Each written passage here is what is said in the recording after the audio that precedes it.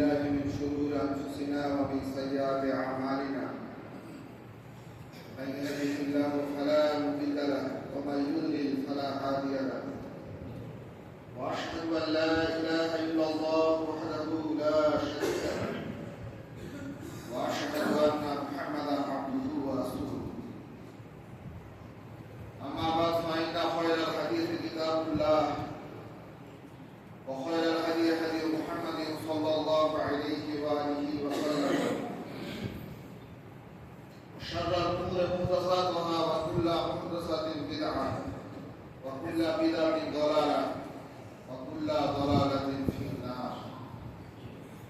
أعوذ بالله من الشيطان الرجيم. بسم الله الرحمن الرحيم. يا أيها الذين آمنوا اتقوا الله حق تقاته ولا تموتن إلا وأنتم مسلمون. يا أيها الناس اتقوا ربكم الذي خلقكم من نفس واحدة وخلق منها زوجها وبث منهما رجالا كثيرا ونساء واتقوا الله الذي تساءلون به والأرحام إن الله كان عليكم رقيبا. يا أيها الذين آمنوا اتقوا الله وقولوا قولا سديدا يصلح لكم أعمالكم ويغفر لكم ذنوبكم ومن يطع الله ورسوله فقد فاز فوزا عظيما. সম্মানিত এই মসজিদের সুযোগ্য ইমাম খতিব এবং সুধী মুসাল্লিবৃন্দ, মহান আল্লাহ সুবহানাহু ওয়া তাআলা আমাদের প্রতি অনেক অনুগ্রহ করেছেন। তার ঘরে তার ফরজ ইবাদত সম্পন্ন করার জন্য একত্রিত হওয়ার তৌফিক দিয়েছেন। এটি মহান রবের প্রতিপালকের বড় একটি অনুগ্রহ। আমরা আন্তরিকভাবে জ্ঞাপন করি আলহামদুলিল্লাহ। অনেক দরুদ সালাম বিবর্ষিত হোক নবী মুহাম্মদ রাসূলুল্লাহ সাল্লাল্লাহু আলাইহি সাল্লামের উপর। কিয়ামত পর্যন্ত আগত সমস্ত রকম পরিস্থিতির মুখোমুখি দাঁড়িয়ে একজন মুমিনের কি করণীয়, কি বর্জনীয়, তার নিখুঁত অনুমুগ্ধ বিবরণ আমাদের কাছে রেখে গেছে কোরআন এবং সুন্নাহর মাধ্যমে, ওহী ইলাহির আলোকে। সমস্ত রকমের কল্যাণের পথ যেমন তিনি দেখিয়েছেন, সমস্ত অকল্যাণ থেকে বাঁচার সচেতনতা, সজাগতা আমাদের মাঝে তিনি স্পষ্ট করে দিয়েছেন। সেই নবী মুহাম্মদ রাসূলুল্লাহ সাল্লাল্লাহু আলাইহি সাল্লামের উপর অসংখ্য দরুদ সালাম বর্ষিত হোক। আল্লাহুম্মা সাল্লি আলাইহি আল্লাহুম্মা বারিক আলাইহি।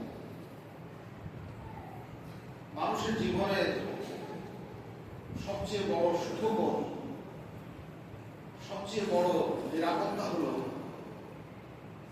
সেই বিষয়টি মহান আল্লাহ সুবহানাহু ওয়া তাআলা নবী মুহাম্মদ রাসূলুল্লাহ সাল্লাল্লাহু আলাইহি সাল্লাম আমাদের কাছে স্পষ্ট করে রেখে দিয়েছেন। মানুষের সর্বোচ্চ নিরাপত্তা ফিতনা থেকে বেঁচে থাকে। কিন্তু ফিতনা আসবেই, পৃথিবীতে ফিতনা আসবে না, পৃথিবীতে ফিতনা আসেনি, বিপর্যয় মুক্ত ছিল এমনটা কোনোদিন না। চিরকালই ছিল নানান দিকে নানা প্রাকারটা আলাদা ছিল। বারবার মানুষ কবলিত হয়েছে ফিতনা। এই ফিতনায় পড়ে মানুষ কি করবে? নানা রকমের ফিতনা। রাসূলুল্লাহ সাল্লাল্লাহু আলাইহি সাল্লাম বলেছেন, আমি দেখুনি আরা মাওয়াকিআল ফিতান, ফিতনাগুলো কোথায় কিভাবে আপতিত হয় আমি দেখতে পাচ্ছি। রাসূলুল্লাহ বলেছেন, যেমন করে বৃষ্টি পতনের জায়গা করে স্পষ্ট হয়, ফোঁটা ফোঁটা বৃষ্টি পড়লে মাটিতে একটা দাগ পড়ে, রেখা পড়ে। রাসূলুল্লাহ সাল্লাল্লাহু আলাইহি সাল্লাম বলে গেছেন যে আমি ওইরকম করে ফিতনাগুলো দেখতে পাচ্ছি, তোমাদের কিরকম করে আসবে, এবং তার জন্য আমাদেরকে সজাগ সতর্ক করে দিচ্ছে। নানা রকমের ফিতনা, সামাজিক, রাজনৈতিক, লৌকিক, আর্থিক, রাষ্ট্রীয়, আন্তর্জাতিক, অজস্র ফিতনায় যুগে যুগে আদমের সন্তান মুখোমুখি পড়েছে। যারা মুমিন তারা সেই পরীক্ষায়, সেই বিপর্যয় থেকে উত্তীর্ণ হয়েছেন কোরআন এবং সুন্নাহর নিরিখে। বাংলায় একটা কথা আছে, বিনাশকালে বুদ্ধি নাশ। মানুষ সব থেকে বেশি জ্ঞান বুদ্ধি হারিয়ে ফেলে, যেমন আনন্দে হারিয়ে ফেলে চরম, তেমনি চূড়ান্ত বিপদের সময় হারিয়ে ফেলে। আর কোনো বোধ বুদ্ধি থাকে না, কি করবো না করবো, কোথায় যাবো, কাকে কাকে কিভাবে ধরবো, কার কাছে কিভাবে সাহায্য নেবো, সব বিভ্রান্তি চূড়ান্ত জায়গাতে পৌঁছে যায়।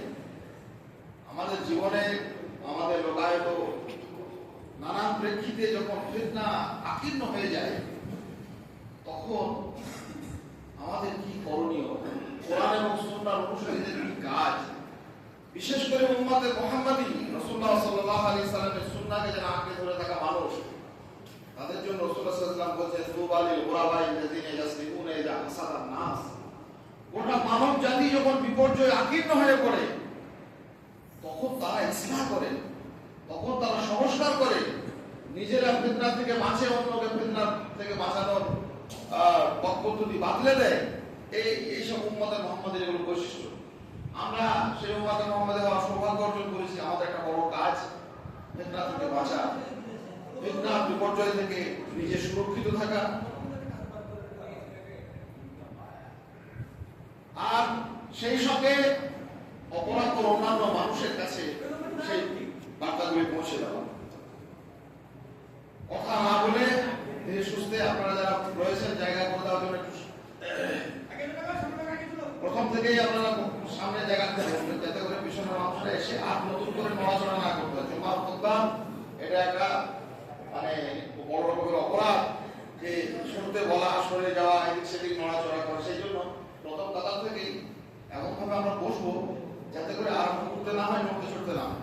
পিছন থেকে জায়গাগুলো ফাঁকা থাকবে, সেখানে এসে পড়বে। এই রীতিটা আমরা গ্রহণ করবো ইনশাআল্লাহ তাআলা। তো আজকে এই জুমার খুতবায় আমি দুটি কয়েক কথা বলবো। আমার তৌফিক ইল্লা বিল্লাহ আলাইহি তাওয়াক্কালতু ওয়া ইলাইহি উনীব। এটা আমাদের বলার কাজ, এটা আমাদের দায়িত্ব। কোরআন এবং সুন্নাহ যাদের কাছে রয়েছে, আলেম ওলামা, মসজিদের সম্মানিত ইমাম, মাদ্রাসার সুযোগ্য শিক্ষক মণ্ডলী, তাদেরই কাছে রয়েছে এই সমস্ত বিষয়গুলি, এবং এই বিষয়গুলি তাদের একটা দায়িত্ব আছে, দায় আছে জনগণের কাছে, মানুষের কাছে সেগুলোকে পেশ করা। ফিতনায় পড়ে আপনি, আমি, আমরা সকলে কি করবো? চারটে পাঁচটা কথা বলবো, মনোযোগ সহকারে শুনবেন ইনশাআল্লাহ তাআলা। হাদিস আমি মাঝে মধ্যে কখনো কখনো আসি, বিশেষ আলাদা কোনো উদ্দেশ্য নিয়ে নয়, সাংগঠনিক কাজে খুব কাছেই থাকি, বহন করি। তো সেই হিসেবে আপনাদের কাছে সুপরিচিত। আমি গোটা চারপাশে কথা পবিত্র কোরআন এবং সুন্নাহর আলোকে আপনাদের কাছে উপস্থাপন করব। তার বিষয়টি হচ্ছে ফিতনায় পড়ে কবলিত হয়ে আমরা কি করব। প্রথম কাজ, হায় হায় হয়ে গেল, বিপদ হয়ে গেল, অমুক হয়ে গেল, তমুক হয়ে গেল, অপরাধ হয়ে গেল, এই সমস্ত নাপাক কথা বলবেন না।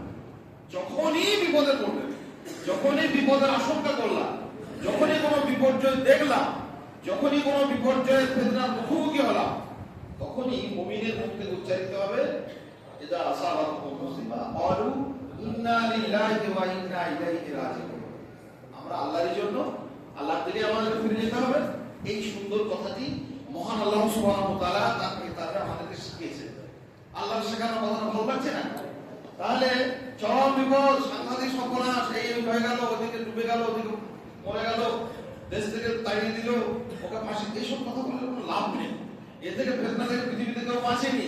যারা বেঁচেছেন, যারা সুরক্ষিত হয়েছেন, আল্লাহ সুবহানাহু ওয়া তাআলা যাদেরকে হেফাজত করেছেন, সম্মানিত এবং পুরস্কৃত আল্লাহ যে বান্দারা পৃথিবীতে তাদের জীবন যাপন করেছেন, তাদের ভাষা হচ্ছে এটা ইন্না লিল্লাহি ওয়া ইন্না ইলাইহি রাজিউন। এটা হচ্ছে প্রথম। দ্বিতীয়ত, ফিতনা থেকে আল্লাহর কাছে আশ্রয় চাওয়া। আমরা সালাতের মধ্যে পড়ি বারবার, রাসূলুল্লাহ সাল্লাল্লাহু আলাইহি ওয়াসাল্লাম সেই কবে আমাদেরকে শিখিয়ে দিয়ে গেছে সালাতের নিয়ম পদ্ধতি। কিছু মানুষ তো আছে নামাজই পড়ে না, আর কিছু মানুষ যদি পড়ি তো কিছু বুঝিও না। আগে বলা আমাদের কাছে বসে যে বুঝবো যে আল্লাহ কি বলছি, কি শুনছি, আর কি বলতে চাইছি, তার আমাদের সময় হয় না। রাসূলুল্লাহ সাল্লাল্লাহু আলাইহি ওয়াসাল্লাম প্রত্যেক সালাতের শেষে শেষ তাশাহুদে একটা দোয়া শিখিয়েছেন আমাদের কাছে সুন্দর। সেখানে আমরা মূলত চারটি জিনিস থেকে আল্লাহর কাছে আশ্রয় চাই। কবরের আযাব থেকে, দাজ্জালের ফিতনা থেকে, জাহান্নামের আগুন থেকে, এগুলো থেকে বাঁচা যায়। আর কি? আউযু বিকা মিন ফিতনাতিল মাহইয়া ওয়া ফিতনাতিল মামাত। হে আল্লাহ, তোমার কাছে জীবন এবং মরণ, জীবন এবং মরণ সংশ্লিষ্ট সমস্ত রকমের ফিতনা থেকে তোমার কাছে আশ্রয় চাই। প্রত্যেক কথা আমরা বলি মাসুরাত, আল্লাহুম্মা ইন্না আউযু বিকা মিন ফিতনাতিল মাহইয়া ওয়া ফিতনাতিল মামাত। মাহইয়া মানে জীবন সংলগ্ন, মামাত মানে মৃত্যু সংলগ্ন। মরার এবং মরার পরে যত ফিতনা আছে সেই ফিতনা থেকে, আর যতদিন দুনিয়াতে বেঁচে রয়েছে এই বেঁচে থাকার সমস্ত ফিতনা থেকে, জীবন এবং মৃত্যু সংলগ্ন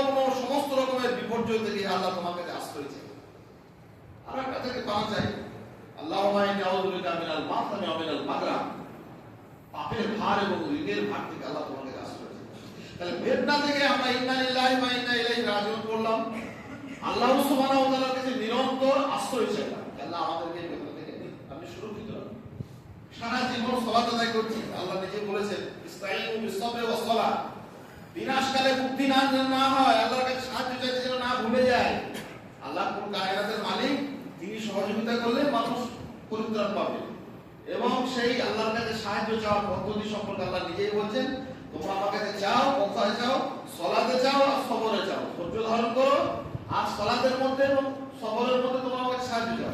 তো সালাতের মধ্যে সাহায্যগুলো চাইছি, সূরা ফাতিহা থেকে নিয়ে সানা পড়া থেকে নিয়ে বহু জায়গাতেই চেয়েছি বিভিন্ন রকমের। তার মধ্যে শেষ একদম সালাত শেষ হচ্ছে, আর রাসূলুল্লাহ সাল্লাল্লাহু আলাইহি ওয়াসাল্লাম এই দোয়া আমাদের শিখিয়ে গেছেন। এই দোয়াটা আমরা মুখস্থ করব, সুন্দরভাবে অর্থটা বুঝবো আর আল্লাহর কাছে চাইবো, আউযু বিকা মিনাল ফিতনাতিল মাহিয়া ওয়া ফিতনাতিল মামাত। ইয়া আল্লাহ, সমস্ত রকমের জীবন এবং মরণের ফিতনা থেকে আমাদেরকে সুরক্ষিত রাখো। আমরা আল্লাহর কাছে আশ্রয় চাইছি, এটা আমাদের পড়া। দ্বিতীয়ত, মানুষ যখন ফিতনা, এমনি সবসময়ের জন্য এটা জরুরি, কিন্তু বিশেষ করে যখন ফিতনা কবলিত হয়ে যাচ্ছি, দুনিয়া ছেড়ে তো যেতেই হবে, আরো নানা রকম বিপর্যয়ে পড়ে যাবো। এমন সময় আসতে পারে ঠিকঠাক ইবাদতগুলো করার মতো মানুষ সময় পায়নি, পৃথিবীর এমন ফিতনা এসেছে, এমন বিপর্যয় তাদের কাছে গ্রাস করেছে, আল্লাহ শব্দটা উচ্চারণ করার জন্য তাদেরকে জুলুম, নিপীড়ন আর অত্যাচারের স্টিম রোলার চলেছে। আল্লাহ রাব্বুল আলামিন বিভিন্ন জাতিকে বিভিন্নভাবে পরীক্ষা করেছেন এবং জান্নাতে দেওয়ার আগে বিভিন্নভাবে তাদেরকে ভাসিয়ে নিয়েছেন। হাসিবতুম আন তাদখুলুল জান্নাহ ওয়ালাম্মা ইয়াতিকুম মাসালুল লাযিনা খালাউ মিন ক্বাবলিকুম মাসসাতুমুল বা'সা ওয়া দাররা ওয়া যুলজিলু হাত্তা ইয়াকুলা রাসূলু ওয়াল্লাযিনা আমানু মাতা নাসরুল্লাহ। এত জুলুম, অত্যাচার, ভয়, ভীতি ধরিয়ে দিয়ে জালেমরা যে সেই সমস্ত নবী এবং নবীদের সঙ্গে যারা ছিলেন, আকাশের দিকে মুখ তুলে গগন বিদারে চিৎকার করে তারা বলে উঠেছিলেন, মাতা রাসূলুল্লাহ, আল্লাহ তোমার সাহায্য কোথায়? এত জুলুম অত্যাচার হয়েছে। সেসব আসার আগে মুমিনদের একটা কাজ হবে, বড় কাজ সালাফরা শিখিয়ে গেছে, যে যখন দেখছেন ফিতনা আসে তখন বেশি বেশি করে আরো তৎপর হয়ে ফরজ ইবাদতকে জড়িয়ে চাপিয়ে দিতে হবে। ফরজ ইবাদত সবথেকে বেশি করে নাম ইবাদত করবে, ফরজ ইবাদত। কারণ যে কোনো সময় আমার কাছ থেকে এইরকম আমার বিপদ চলে আসতে পারে, আমি এই ফরজ ইবাদতগুলো সম্পন্ন করতে পারবো না। এটা রাসূলুল্লাহ সাল্লাল্লাহু আলাইহি সাল্লামের বিশেষ একটা মানে আমাদের কাছে শিখে যাওয়া সুন্নাহ। সাহাবায়ে কেরাম সালাতের একটা বড় আবশ্যক। আকাশের মেঘ দেখলে রাসূলুল্লাহ সাল্লাল্লাহু আলাইহি ওয়াসাল্লাম বলতেন যে দেখো এইরকম মেঘ আজ সমুদ্রের উপর এসেছিল, আযাব এসেছিল, তাড়াতাড়ি করে তখন মসজিদের দিকে ধাবিত হতেন। সালাতের একটা ছিল মানহাজ, একটা আখলাক ছিল। আমরা এত বিপদে, এত মুসিবতে, এত সমস্যায় পড়ার পরে ফরজ ইবাদতের ব্যাপারে মনোযোগী, অত্যন্ত গুরুত্ব, তাৎপর্যপূর্ণ অবস্থান এবং যত্নশীলতা এবং নিগুড় দায়বোধ নিয়ে 5 ওয়াক্ত সালাত আদায় করা, এক মাস সিয়াম পালন করা, যাকাত, সম্পদের যাকাত, সোনার যাকাত, টাকার যাকাত, ফসলের যাকাত, সাদাকাতুল ফিতর আর রমজানের শেষে ফিতরার বিধান, এগুলোকে যথারীতি সেগুলোকে পালন করা, সম্পদ যাদের রয়েছে, স্বাভাবিক স্বাস্থ্য রয়েছে, হজ পালন করা, এই যে ফরজ ইবাদত। ফরজ ইবাদতের ব্যাপারে অত্যন্ত মনোযোগী হওয়া, তৎপর হওয়া, ফিতনার সময় মুমিনদের জন্য অত্যন্ত গুরুত্বপূর্ণ, জড়িয়ে চাপিয়ে দেওয়া করবে। কোনোভাবে শয়তানের কাজ হচ্ছে মানুষকে সবথেকে বেশি ফরজ ইবাদত থেকে সরিয়ে দেওয়া। অন্যান্য কাজ কিছু হয়তো নফল হতে পারে, যেগুলো খুব একটা জরুরি নয়, আর কিছু কাজ আছে হয়তো বৈধ, এমন কিছু যেগুলো তাৎপর্যপূর্ণ নয়, এমন কিছু কাজের মধ্যে জড়িয়ে দেয় শয়তান, যেগুলি ফরজ তো দূরের কথা, সুন্নাত দূরের কথা, নফল নয়, মুবাহ জায়েজ নয়, সেই সমস্ত কাজে মানুষকে বেশি জড়িয়ে দিয়ে ফরজ ইবাদত থেকে সরিয়ে দেওয়া। এটা শয়তানের চক্রান্ত, সারা পৃথিবীতে চালিয়ে যাচ্ছে। দেখেন না, মানুষ দিনে রাতে 100 রাকাত, কেউ বলে 300 রাকাত, কেউ বলে রজব মাসে, কেউ বলে শাওয়াল মাসে, কেউ বলে অমুক মাসে, নামাজের আর শেষ নাই। ফরজ 5 ওয়াক্ত নামাজের পড়ে না, 1000 রাকাত পর্যন্ত নামাজ পড়ে দুনিয়া কামিয়ে নিল, মানে দিন কামিয়ে নিল, দিনের একবার বিরাট ব্যাপার হয়ে গেল, আর ফরজ নামাজ গেল। রমজানের সিয়ামের ব্যাপারে তাই, ওই কারবালা থেকে শহীদ হয়েছে তার জন্য রোজা রাখছে, রজব মাসে রোজা রাখছে, শাবান মাসে রোজা রাখছে, ওই হাজার রকমের বেদাত প্রতিষ্ঠা করার জন্য সিয়াম পালন করছে, ফরজ রোজাটা ঠিক মতো রাখে। টাকার সম্পদের ব্যাপারে তাই, তসরুফ করে যাচ্ছে পয়সাকে, ঈদের নামে, বিনোদন নামে, অনুষ্ঠানের নামে, খরচের নামে, ওই ইফতার পার্টির নামে লাখ লাখ টাকা খরচ করে যাচ্ছে। আর একসাথ নেতা দিতে হয় রমজানের শেষে, ওইটার বেলায় তাল বাহানা, এই এতটা নয়, এতটা, এরূপ নয় তমুক, এখান নয় তখন, এই এই বদমাইশগুলো কে শিখেছে? শয়তান শেখাচ্ছে। ফরজ ইবাদতের মধ্যে আহলুল হাদিস কোরআন সুন্নাহর অনুসারীদের একটা নাম ছিল, আপনারা মনে থাকবে কষ্ট আমরা আরো ভালো করে জানবেন। মুর্শিদাবাদ, মালদা, দিনাজপুর এই সমস্ত অঞ্চলে স্বাধীনতা সংগ্রামী যারা ছিলেন একটা কোরআন সুন্নাহর অনুসারী, তাদের নাম ছিল ফারাজি। ফারাজি কেন বলতে জানেন? ফারাজি নামে তাৎপর্য ফরজ ইবাদতের ব্যাপারে তারা এতটুকু বিলম্ব, এতটুকু অসতর্কতা তারা যাপন করতেন। অত্যন্ত যত্নশীল ছিলেন ফরজ ইবাদতের ব্যাপারে। 5 ওয়াক্ত ফরজ সালাত, 1 মাস ফরজ সিয়াম, ফরজ সাদাকা যাকাত, ফরজ হজ, সম্পদ রয়েছে, এই সমস্ত কাজ। ফিতনা চলে এলে, এমন ফিতনা চলে আসবে আপনার উপর হজ ফরজ হয়ে গেল, আপনি করছেন। এমন ফিতনা চলে এলো হজ করা বন্ধ হয়ে গেল, 5 বছর পর আপনার বয়স বেড়ে গেল, আপনি হজ করতে পারলেন না। কি করে হালাত করতে হবে? কেমন বিপদে পড়ে গেলেন? এই বিপদগুলি আমরা নিজেরা ডেকে নিয়ে আসছি। অতএব ফরজ ইবাদতের ব্যাপারে আমরা যেন কোনো ধরনের টালবাহানা, কোনো ধরনের অলসতা, কোনো ধরনের পঞ্চকতা না করে খুব জরুরি এবং গুরুত্বপূর্ণ কাজ মনে করে সঙ্গে সঙ্গে হিসেব হবে। প্রথম হিসাব হবে এই হিসেব যে দেবো আমরা, এই হিসেব থেকে আমাদের পার পেতে হবে। তার জন্য ফরজ ইবাদতের সঙ্গে মানুষ সম্পদ ব্যয় করছে না, তা সম্পদ ব্যয় করছে, ইবাদতের নামে সময় ব্যয় করছে। ওই রকম অপ্রয়োজনীয় এবং কিছু গ্রহণযোগ্য, কিছু অগ্রহণযোগ্য এই সমস্ত ইবাদতে ফরজ ইবাদতের ব্যাপারে অমনোযোগী হয়ে গেছে। সৎকার করছে, দান করছে, অমুক করছে, তমুক করছে, বিরাট বিরাট সম্পদ ব্যয় করছে, হজ আর করবো না। বাপের নামে দুটো ছেলের সঙ্গে দেখা হলো, আমার আব্বা দেখা বলে জানেন ভেন্টিলেশনে রেখেছিলাম অমুক জায়গাতে 12 লাখ টাকা খরচ হলো। কি আনন্দ, মানে এত টাকা খরচ, বাবা মায়ের পিছনে খরচ করেছি। আর বাপকে খরচটা করালে না গো, বাপ চেয়েছিল হজ করতে, আরো সামান্য টাকাতে হজ হয়ে যেত, এত টাকা খরচ হতো না। মানুষ সম্পদের খরচের নামে বিভিন্ন ভাবে কৃতার্থ হতে চাইছে ফরজ ইবাদতগুলো বাদ। কাজেই খুব মনোযোগী হওয়া, যত্নশীল হওয়া, নিজে একা নয়, পরিবারের সবাই সকলে মিলে প্রত্যেকটা মানুষের ফরজ ইবাদতের ব্যাপারে তাদের ত্রুটি বিচ্যুতি না থাকে, ফিতনায় পড়ে অন্তত বিনাশকালে বুদ্ধিনাশ যেন না হয়, আমরা যেন এই ব্যাপারে সজাগ হই এবং সতর্ক হই এবং এগুলোকে গুরুত্ব দিই। আর 4 নম্বর আমরা একটা কাজ করবো, সেটা হচ্ছে যে কোনো ভাবে আমরা একে অন্যকে সহযোগিতা করবো। ফিতনায় পড়ে আবার সহযোগিতা, ফিতনায় পড়ে সহযোগিতা দলিল আছে অনেক। নবী রাসূল আলাইহিস সালাতু ওয়াস সালাম যত সামান্যটুকু কারো কল্যাণ উপকার করার চেষ্টা, মানে সাধ্য আমার আছে, যত সামান্যটুকু ক্ষমতা আছে কাউকে কোনো বিপদ থেকে সুরক্ষিত করা। চরম বিপদে পড়ে এত বড় ফিতনায় পড়ে গেছে, আমার কি হচ্ছে তার ঠিক নাই, আমি বিপদ করবো না, এটা কোনো কাজে যাবে না। মুসা আলাইহিস সালাম কি বিপদে মানুষ পড়েছে, ফিরআউনের রাজসভা থেকে সিদ্ধান্ত হলো যে মুসাকে হত্যা করা হবে। তো মুসা আলাইহিস সালাম এসব খবর পেয়ে ওই মিশর ছেড়ে মাদায়েনে পালিয়ে গেলেন। পৃথিবীতে একটা মানুষ নেই এই নিজের কথাটা বলা, কেউ নেই। মাদায়েনে গিয়ে একটা গাছের নিচে একটা কূপের ধারে চুপ করে বসে রয়েছে আর দোয়া করলেন আল্লাহর কাছে, আল্লাহ রব্বিনি লিমা আনসালতা আলাইহি মিন খায়রিন ফাকির, হে রব তোমার কাছ থেকে তুমি আমাকে যেটুকুই দিয়েছো, না শুকরিয়া নয়। বিপদে পড়ে আল্লাহ আমাদেরকে এত বিপদে ফেলেছে, মুসিবতে ফেলেছে, এসব কথা নয়। বিপদে পড়ে শুকরিয়া করা মুসা আলাইহিস সালাম শিখিয়েছেন। লিমা আনসালতা আলাইহি মিন খায়রিন ফাকির, হে রব তোমার পক্ষ থেকে আমাকে যেটুকুই দাও আমি ওইটুকুই টাকা, আমি ফিকির আমার কি আছে, যেটুকুই দিয়েছো তাতেই খুশি। মুসা আলাইহিস সালাম অন্য কিছু চাইলেন না। আর কি করলেন? সাংঘাতিক কাজ করেছিলেন, পৃথিবীর ইতিহাসে স্মরণীয় হয়ে আছে। কোরআনে আল্লাহ সুবহানাহু ওয়া তাআলা সেটা উল্লেখ করেছেন। উনি দেখলেন ওই গাছের নিচে ছায়াতে বসে বসে যেসব চতুষ্পদ প্রাণীগুলোকে সহকারে কূপের ধারে কুয়োতে সব পানি পান করাচ্ছে, আর দুটি কিশোরী মেয়ে সেই তাদেরও ছাগল যারা আছে সেগুলোকে পানি পান করানোর জন্য দাঁড়িয়ে আছে, তারা মানে সুযোগ পাচ্ছে। মুসা আলাইহিস সালামের কি এটা খুব জরুরি ছিল? কে কার ছাগলকে পানি খাওয়াতে পারছে আর না পারছে, আমার কি, আমারটা হচ্ছে তাই হচ্ছে। সারা পৃথিবী আমার কাছে বিবর্ণ, সারা আকাশ আমার কাছে শূন্য, সারা জমিন আমার কাছে বন্ধুহীন, আমি একা পড়ে আছি, আমার মৃত্যুর পরোয়ানা জারি করে দিয়েছে, নিজের দেশ ছেড়ে আমি পালিয়ে এসেছি।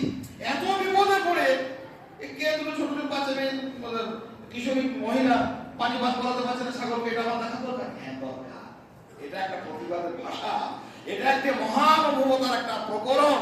মুসা আলাইহিস সালাম উঠে দাঁড়ালেন, সেই সমস্ত উটগুলোকে, ছাগলগুলোকে, গৃহপালিত পশুগুলোকে পানি পান করালেন। পৃথিবীর ইতিহাসে একটা দৃষ্টান্ত উপস্থাপন হলো যে যখন আপনি বিপদে পড়বেন যতটুকু উপকার করা যায় কারণ যেটুকু সাধ্য রয়েছে। কেউ কোনো সমস্যায় পড়েছে, আমাদের একটা ভাই একদিন এসে বলছে যে আমার কাছে ওই জায়গাতে আমার কাছে 20,000 টাকা চাইছে, কেন? বলে আমার আমার স্ত্রীর ওই জন্ম সার্টিফিকেট ভুল আছে, যে ঠিক করে দেবো। খবরটা দিস না, চিঠি করে দে, কিচ্ছু হবে না।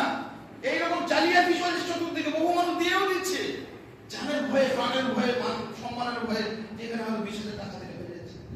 আপনার উপকার করার কথা সাধু থেকে তাকে একটা প্রসেস বলে দেন, এইভাবে এটা হবে, এটা এইভাবে ঠিক হয়, এটা এরকম করতে নেই।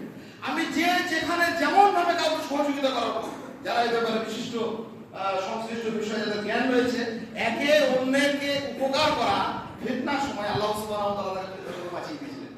মুসা আলাইহিস সালাম ফিতনা থেকে শুধু বাঁচিয়ে যাননি, মুসা আলাইহিস সালামকে সম্পদ, স্ত্রী, পরিজন, বিভিন্ন রকমের কল্যাণ, আর সর্বোন্নত কল্যাণ, তাকে নবুয়ত দেওয়া হয়েছে, কিতাব দেওয়া হয়েছে, তাকে কত রকমের মুজিজা দেওয়া হয়েছে। ওই দিক থেকে আস্তে আস্তে শুরু হয়ে গেল। ওই মেয়েটি তারপর বাড়িতে গেল, পানি পান করার ওনাদের বাবা ছিলেন একজন নবী সাহেব আলাইহিস সালাম, তিনি আমার ডেকে পাঠালেন, গেলেন। সাহেব আলাইহিস সালাম বললেন, কি বাবা তোমার বিয়ে শাদী হয়নি? বলেন না। বলে আমার মেয়েকে বিয়ে করতে হবে। বলে হ্যাঁ করবো।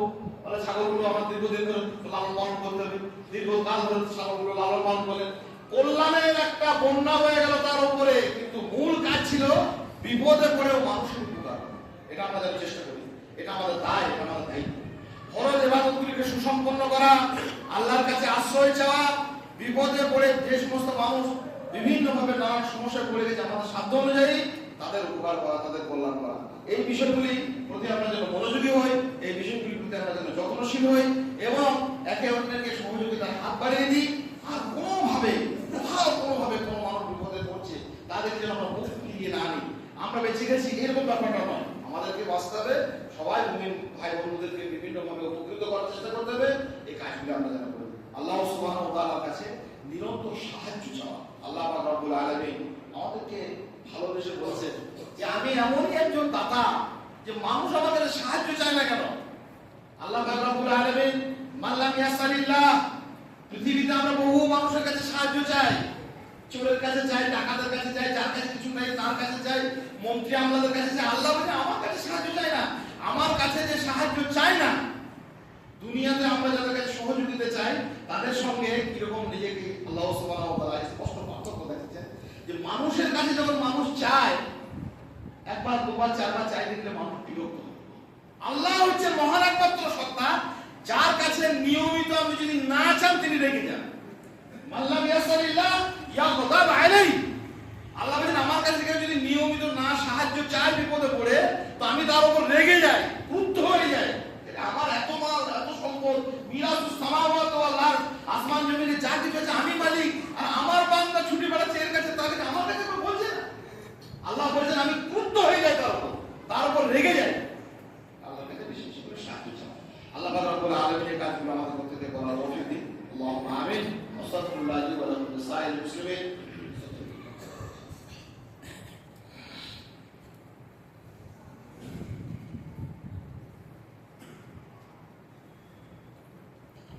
আলহামদুলিল্লাহ রাব্বিল আলামিন ওয়া আকিবাতু লিল মুত্তাকিন ওয়া সলাতু ওয়া সালামু আলা আশরাফিল আমবিয়া ওয়াল মুরসালিন নবিয়িনা মুহাম্মদ ওয়া আলা আলিহি ওয়া সাহবিহি আজমাইন। আউযু বিল্লাহি মিনাশ শাইতানির রাজীম। বিসমিল্লাহির রহমানির রহিম। ইয়া আইয়ুহাল্লাযীনা আমানু তাকুল্লাহা হাক্কা তুকাতিহি ওয়া লা তামুতুন্না ইল্লা ওয়া আনতুম মুসলিমুন। আল্লাহকে যথার্থ ভয় করা এবং বিপদে পড়ে আরেকটা বড় কাজ, সেটা যে ইস্তেগফার করা। পূর্ববর্তী যে সমস্ত বক্তব্য মানুষের হয়ে থাকে, সবাই রয়েছে আস্তাগফিরুল্লাহ পড়া, ছোট শব্দ, আরো ইস্তেগফার করা। কি সুন্দর সুন্দর দোয়া আছে, ইমাম সাহেব যোগ্য লোক আছেন, আসবেন, মুখস্থ করবেন, খাতায় লিখে রাখবেন, মোবাইলে রেকর্ড করবেন।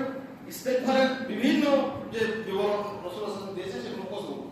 আর ছোট করে সংক্ষেপে আস্তাগফিরুল্লাহ করলে কি হবে? বিপদ বেঁচে যাবে। হ্যাঁ, বেঁচে যাবে। নবী রাসূলুল্লাহ তাই বলেছেন, যখন বড় ফিতনা আসছে না, তখন নবী রাসূলুল্লাহ লোকের ঘরে ঘরে যেতেন। নূহ আলাইহিস সালাম লোকের বাড়ি বাড়ি গেছেন, কুনতুস্তাগফিরু ইন্নাহু কানা গাফফারা, তোমরা আস্তাগফিরুল্লাহ করো, মানে আযাব আসবে, বন্যা হবে, সব ডুবে যাবে, কিছুই থাকবে না।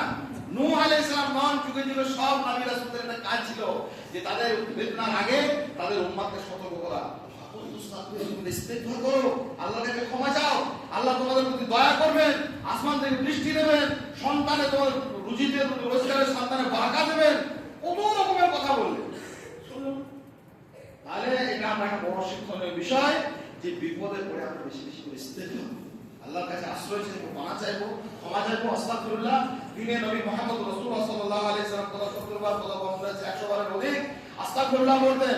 আমাদের পাপের শেষ নেই, আমরা সেই কথা বলবো, তবুও তারপরে আমরা ইস্তেগফার করতে ভুলে যাচ্ছি। আমরা ট্রেনে, বাসে, অটোতে, টোটোতে যেখানে থাকবো দিনে অন্তত 100 বারের অধিক বার আমরা আস্তাগফিরুল্লাহ বলে আল্লাহর কাছে ক্ষমা চাই। আল্লাহর কাছে ক্ষমা চাওয়া এমন একটা ব্যাপার, এমন একটা কল্যাণকর মানুষের অনুভূতি। আল্লাহ সুবহানাহু ওয়া তাআলা আগত ফিতনা থেকে, বিপর্যয় থেকে তার বান্দাদেরকে সুরক্ষিত করে। যুগে যুগে আল্লাহ সুবহানাহু ওয়া তাআলা তার মুমিন বান্দাদেরকে সুরক্ষিত করেছেন। যুগে যুগে নবী রাসূল আলাইহিস সালাতু ওয়াস তাসলিমরা আমাদেরকে এই পথ পদ্ধতি দেখিয়েছেন। আর শেষত একটা বিষয়, সেটা খুব গুরুত্বপূর্ণ, ইলমের, আলেম ওলামাদের এবং ইলমের মর্যাদা। মনে রাখবেন, এই পৃথিবী একদিন সত্যিকারেই ধূলিসাৎ হয়ে যাবে। কি কেন হবে? ডাক্তারদের অভাবে, প্রফেসরদের অভাবে, দার্শনিক, কবি, বুদ্ধিজীবী, চিন্তাবিদ, রাজনৈতিক নেতা, আমলা, যুদ্ধবাজ, সেনাপতি, এদের অভাবে, কারো অভাবে পৃথিবী ধ্বংস হবে না। রাজমিস্ত্রিদের অভাবে পৃথিবী ধ্বংস হয়ে যাবে না, আরো টোটো চালকদের অভাবে পৃথিবী ধ্বংস হয়ে যাবে। পৃথিবী একদিন ধ্বংস হবে। পৃথিবীর ধ্বংস কেউ আটকাতে পারবে না, শুধুমাত্র কোরআন এবং সুন্নাহর যথার্থ ইলমের অভাবে। এই কথাটা আমাদের মনে রাখতে পারছি না, মাঝে মাঝে ভুলে যাচ্ছি। সেই জন্য ইলম অর্জনও করি না, আর ইলমের মর্যাদাও করি না, ইলমকে সুরক্ষাও দিই না, ইলমের কোনো মান মর্যাদা আমাদের জীবনে স্থান পায় না। মনে রাখতে হবে, এই পৃথিবী একদিন ধূলিসাৎ হয়ে যাবে শুধুমাত্র কোরআন এবং সুন্নাহর যথার্থ ইলমের অভাবে। আর কিছু সব থাকবে। ডাক্তার সব সমুদ্রের নিচ থেকে মণিমুক্ত আহরণ করে নিয়ে আসবে বড় বড় ডুবুরিরা, আকাশ থেকে তারা নানা রকমের কল্যাণের বার্তা বলে নিয়ে আসবে, নানা রকমের জ্ঞান বিজ্ঞানের প্রবল উন্নয়নের বন্যা বইবে পৃথিবীতে। তারপরেও পৃথিবী বিলুপ্ত হবে, নিশ্চিহ্ন হয়ে যাবে শুধুমাত্র কোরআন এবং সুন্নাহর আলেমহীনতায়। কেন শিখছি না? কেন ইলমের মর্যাদা দিচ্ছি না? কেন আলেম ওলামাদের সঙ্গে ভালো ব্যবহার করছি না? তাদেরকে ভালো ব্যবহার করা মানে কি? তাদেরকে ভালো ভালো খাওয়ানো দাওয়া না, খাওয়ানো দাওয়ানো আছে, সর্বোচ্চ ভালো ব্যবহার হচ্ছে তাদের কাছ থেকে ইলম নেওয়া, সেই ইলম অন্য মানুষের কাছে পৌঁছানো, নিজেরা উপকৃত হওয়া, অন্যকে উপকৃত করার সুযোগ করে দেওয়া। পরিবারের, গ্রামের, সোসাইটি, প্রত্যেক মানুষের কাছে কোরআন সুন্নাহর ন্যূনতম মৌলিক ফরজ বিধানগুলোকে জানার জন্য যে ইলমগুলো দরকার, হালাল হারাম, তাসবিহ, তাহলিল, সুন্নাহ, বেদাত, শিরক, কুফর, এই সমস্ত সম্পর্কে স্পষ্ট জ্ঞান রাখা, আল্লাহ সুবহানাহু ওয়া তাআলা তার পরিচয়, রাসূল সাল্লাল্লাহু আলাইহি সাল্লাম পরিচয়, দ্বীনের পরিচয়, কি করতে হয়, কি না করতে হয়, কি বলতে হয়, কি বলতে হয় না, কোন রুজি হালাল, কোন রুজি হারাম, এই যাবতীয় বিধিবিধান নিরন্তর যত্নশীলতার সঙ্গে আলেম ওলামার কাছ থেকে শেখা এবং সেগুলো অন্য মানুষের কাছে চর্চা করা। এবং মনে রাখা, ফিতনা হচ্ছে পৃথিবীতে সর্বোচ্চ ফিতনা। কি জানেন? পৃথিবীর সর্বোচ্চ ফিতনা হচ্ছে কোনো মানুষের কাছে দিন না। আমার কাছে দিন নেই, এর থেকে বড় ফিতনা আর কিছু নেই। অন্যান্য ফিতনাগুলো থেকে বাঁচা যায়, অন্যান্য ফিতনা থেকে দুনিয়াতে কোনো রকম মেরে দিলে, কেটে দিলে যায়, আখিরাতে গিয়ে কোনো রকম আল্লাহ সুবহানাহু ওয়া তাআলার কাছে আশ্রয় পাওয়া যায়। কিন্তু যার কাছে দিন নেই, সে কি নিয়ে বাঁচবে? দিন না থাকাটা বড় ফিতনা। এই কথাটা আমরা যদি না বুঝি, এটা একটা বড় ফিতনা।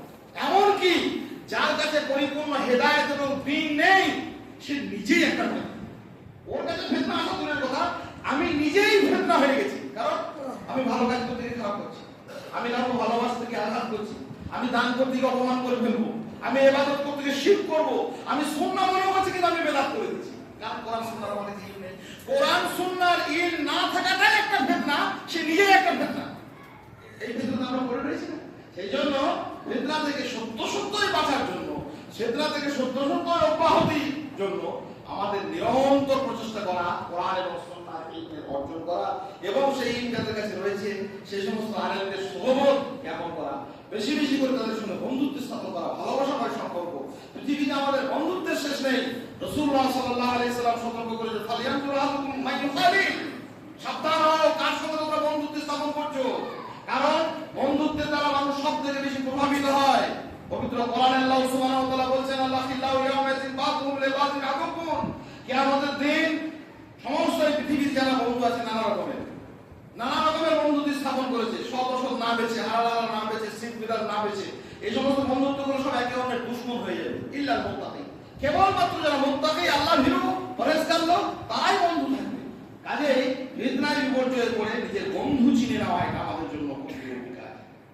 কথা বললাম, আল্লাহ পাক রব্বুল আলামিনের কাছে দোয়া করি, আল্লাহ সুবহানাহু ওয়া তাআলা আমাদের সমগ্র উম্মাহকে, এই গ্রামবাসী, পার্শ্ববর্তী মানুষ, গোটা বিশ্ব মুসলিম উম্মাহ নানান ফিতনা নানান বিপর্যয়ে পড়ে আছি এবং সর্বোচ্চ ফিতনা পড়ে আছি দিন থেকে সরিয়েছে আল্লাহ পাক রব্বুল আলামিন সেই ফিতনা থেকে অব্যাহতি দিন আল্লাহুম্মা আমিন।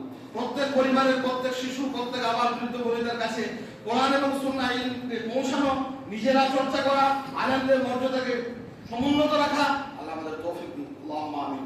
এই বিপর্যয়ে পড়ে বেশি বেশি করে এই গ্রামের সব মানুষের কাছে প্রত্যেক পরিবারের প্রত্যেক সদস্যের কাছে আমাদের আকুল আবেদন থাকবে, আমরা বিভিন্নভাবে পৌঁছবো ফরজ ইবাদতের ব্যাপারে আমাদের অমনোযোগী না হইলে। আমাদের নাম ছিল ফারাজি, লোকে বেদাতিরা আমাদের ফারাজি বলতো, ইতিহাসে ফরাজি আন্দোলন বলে একটা আন্দোলন নামাঙ্কিত হয়েছে।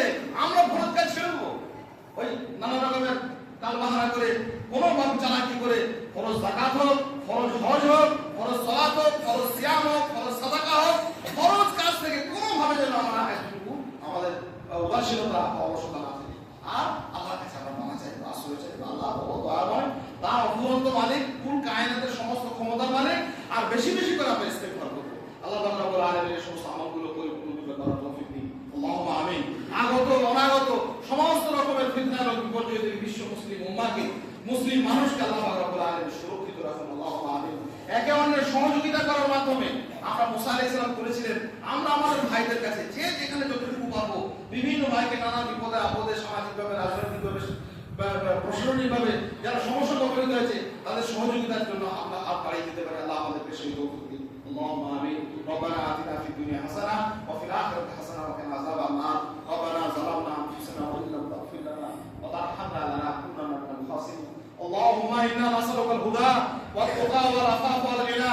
اللهم إنا نعوذ بك من كل بلاء الدنيا وعذاب الآخرة. اللهم إنا نعوذ بك من كل بلاء الدنيا وعذاب الآخرة. اللهم إنا نسألك العافية في الدنيا والآخرة. اللهم إنا نسألك العافية في الدنيا والآخرة. اللهم إنا نعوذ بك من فتنة المسيح الدجال ونعوذ بك من فتنة المحيا وفتنة الممات. أستغفر الله لي ولكم ولسائر المسلمين فاستغفروه إنه هو الغفور